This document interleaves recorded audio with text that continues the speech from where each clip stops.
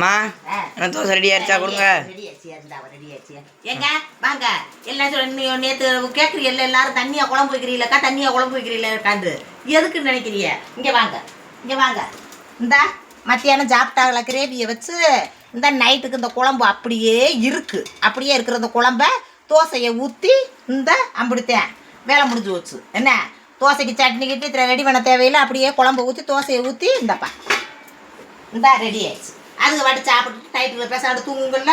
அவ்வளோ இதுக்குன்னு ஒன்று ரெடி பண்ணிக்கிட்டு ஒன்று இது பண்ணிக்கிட்டு தயார் பண்ணிக்கிட்டு சாம்பார் வைக்க சட்னி வைக்க தெரிய முடியாது. அதுக்குத்தே வந்து கொஞ்சம் குழம்ப லேசாக தண்ணியை வச்சோம்னா நைட்டுக்கு சரியாக போயிடும். மத்தியானத்துக்கு கிரேவியை வச்சு பெரட்டி சாப்பிட்டாங்க. நைட்டுக்கு தோசையை ஊற்றி இந்த குழம்பை ஊற்றியாச்சு.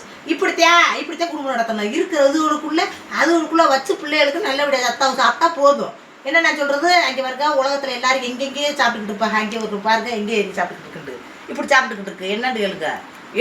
சமையல் கட்டு மேலே ஏறி சாப்பிட்டுக்கிட்டு இருக்கான். பார்த்துக்கோங்க, ஃபோனில் சார்ஜ் குறைஞ்சி வச்சான். அப்படிலாம் பண்ணாத அப்படின்ட்டு அப்படித்தான் உட்கார வேணும் உட்காந்துக்கிட்டு இருக்கான். இப்படித்தான் நடந்துக்கிட்டு இருக்கு. ஆளுக்கு வேலையை பார்த்துட்டு கிடக்காக நான் தோசையை சுட்டு கிடக்கேன். எல்லா மக்களும் லைக் பண்ணுங்க, லைக் பண்ணிக்கிட்டு பாப்பு தோசை வர மாட்டேன்.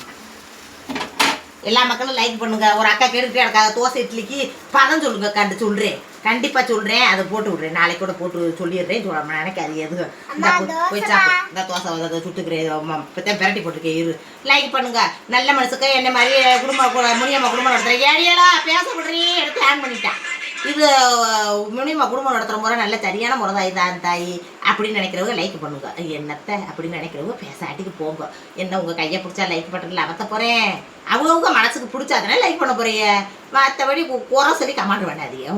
சொல்லுங்க, சொல்ல வேணாம் அப்படிலாம் சொல்லலை. உள்ளதை குறையா சொன்னால் நான் ஏற்றுக்கிடுவேன். எதுவாக இருந்தாலும் அந்த அன்னைக்கெல்லாம் சொல்லியிருந்தீங்க உனக்கு முடியுமா இந்த கேர் ஸ்டைல் தேவையாண்டு, அதெல்லாம் சரி முகத்துக்கு ஒத்து போல சொல்கிறீங்க. அந்த மாதிரி சொன்னால் ஏற்றுக்கிடுவேன். சரி நம்மளுக்கு முகத்துக்கு ஒத்து போல அதனாலே போட்டிருக்காங்க அப்படின்னு நினச்சிக்கிட்டேன். அது மாதிரி இருக்கட்டும். என்னங்க லைக் பண்ணுங்க. அப்படி பேர் லைக் பண்ணுங்க தான். அந்த தோசை கறி பேர் எடுத்து நண்டு ரெடி பண்ணுங்க.